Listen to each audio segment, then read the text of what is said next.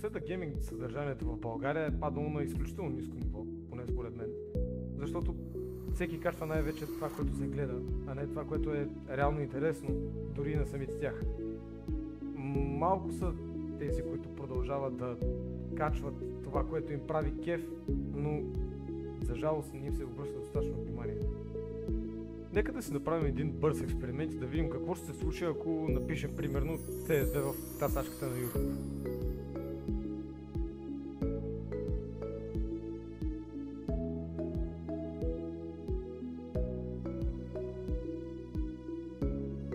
Хайде сега да повторим абсолютно същия експеримент с подобен тип игра и да потърсим For Honor.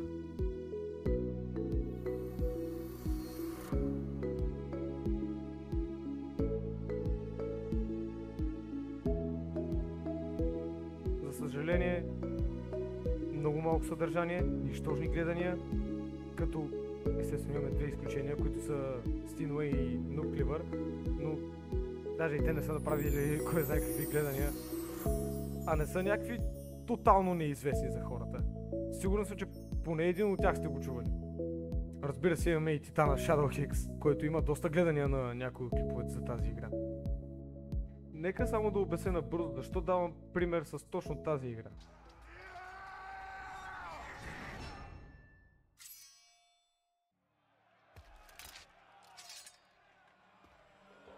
For Honor е онлайн PvP игра, в която главният режим е Dominion. В него имаме два отбора от по 4 играча, които могат да избират войни от най-различни класове. Всеки един войн има неговите предимства и недостатъци. Влизайки в играта, се намираме на карта, на която виждаме 3 зони A, B и C. Двата отбора трябва да се бият за надмощие и да завладеят и трите зони, като за всяка завладяна зона получават определен брой точки. Когато един отбор събере достатъчно точки, другият се пропуква и точно там е ключа. В момента на пропукване, водещият отбор трябва да екзекутира враговете си, за да спечелят играта. Няма много да обясняваме за самите битки, тъй като можем да направим цяло отделно видео за тях, но накратко има голямо значение как ще удариш, къде и кога. Дали ще е ляво, дясно, горе, силно, слабо и така нататък. Има множество комбинации, но не можем да обърнем достатъчно внимание на тях, поне не и в това видео. Накратко, какво е For Honor? Онлайн игра, всеки матч е различен, отбор срещу отбор. Какво е CS? Онлайн игра, всеки матч е различен, отбор срещу отбор. Като съдържание, CS се качва в YouTube и в Twitch от години, докато For Honor имаше там няколко месеца слава у нас и дотам. Хайде сега да си признаем нещо честно. Гледаме бузи, защото искаме да гледаме бузи. Имаме хора, които споменах и в предното такова видео, които качват оригинално, качествено съдържание. Даже някои от игрите, които смятам да ви покажа в бъдещи клипове, съм разбрал за тях именно тези хора. Дали, както казах, No Thanks, Gothica 47, Лагадов и така нататък. Нека в това видео да направим нещо малко по-различно и вместо да разгледаме игри, които могат да бъдат доста интересен контент, този път да разгледаме кои са хората, които се гледат най-много. Като започнем от Twitch. Ще започна с Black Razor, като ще се опитам да не го обиждам, понеже го познавам и в личния живот и знам какъв задник е, но като гледам за сега този експеримент получава повече гледания за шизофренията си, отколкото съдържанието на изброените малко по-горе. Окей. В живота може и да е задник, но пред камерата да е качествен креатор, нали? С двама руснаци ми псувата майка! Имай предвид, че това, който си отида отдолу, крещеше така, както сега ти крещиш. Он е беше наркоман! А ти какъв си? Геймър! Ненормален! Майка отева! I don't know! I just played a fucking bomb! 5 minutes later. Няма да гаса! Мога да спу от тебе, идиот такъв! Бели, че се видиш на камерата! Не ме интересува! Не Гаси веднага. Не мога, нека свърши играта. Трябва да свърши играта. Да крещиш, тук хората не могат да спят. Трябва да свърши играта. Ще получа забрана. Полиция ще дойде, бе, дяк мръсен. Тебе трябва да те забранят от живота, бате, а не от играта. Мръсна гадино. Всяка нощ така. Но. Ти слабо. A few Мо се смееш, бе, канцероген. Ще умориш жената, олигофрен. moments later. Ето, чакай, че ми се чупи монитора. Ще ти щупа главата мръсна. Хората не могат да спят от тебе. Ще крещи, тато, кшут, ще такава. Няма да креща, няма креща. Удри! Удри го, бе! Гадина мръсна дала.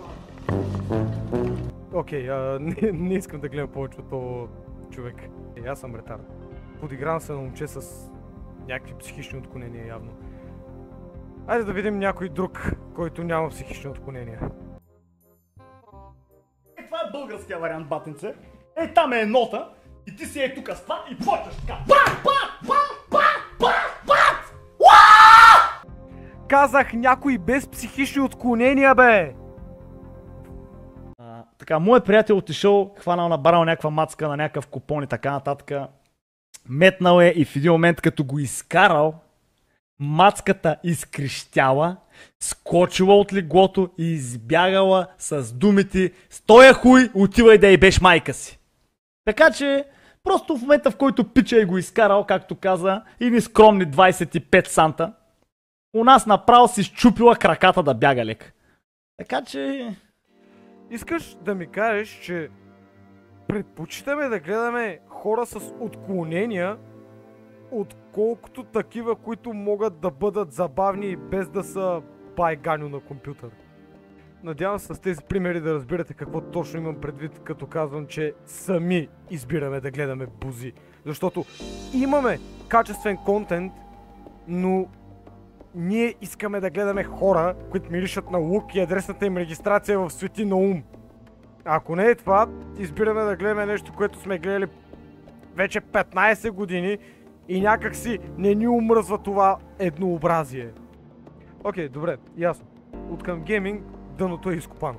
Нека да видим откъм не гейминг контента какво става и тъй като гледам май там дъното е на Марианската падина. Наистина да се дава добре пример и да вкараме в главата на тези деца, подрастващите, които не си дават сметка, нали, кое е реалност, кое е видеоигра, че трябва да внимават и да не се подхлъзват от такива неща и да не взимат пример от такъв тип игри, свързани с наркотици. В смисъл, не можеш да ми кажеш, че ония с 15-те имена, дето качва... Как ме оценяваш от 1 до 10? Виж, даже имам целувка, ама не знам къде е. Тук някъде. Ало, мамка му. Какво? Мъже, които едва не се изтаковаха на камерата, ще ми говори за добрия пример и как играта Drug Dealer Simulator е, видиш ли ти, туториал как да станем Джарод под прикритие. Нямам думи просто. Окей, тогава, следващото клипче ще си направим един експеримент. Ще си купя играта Drug Dealer Simulator 2 и ще видим колко неща от нея реално ще можем да приложим в реалния живот. Като да завършах на това видео, искам просто да кажа, че с това видео не целя да обидя никой, но просто искам да покажа до какво дъно сме стигнали, да ни е забавно да гледаме хора с психични отклонения, хора, които само крещят и псуват, а тези, които си дават сърцето и душата да правят качествен контент и са забавни без всяка втора дума да им е Проститутка? на тях не се обръща никакво внимание. Което е много тъжно и макар в момента да съм един никой, целта на този канал и на тези видеа, които правя, е да променим точно това.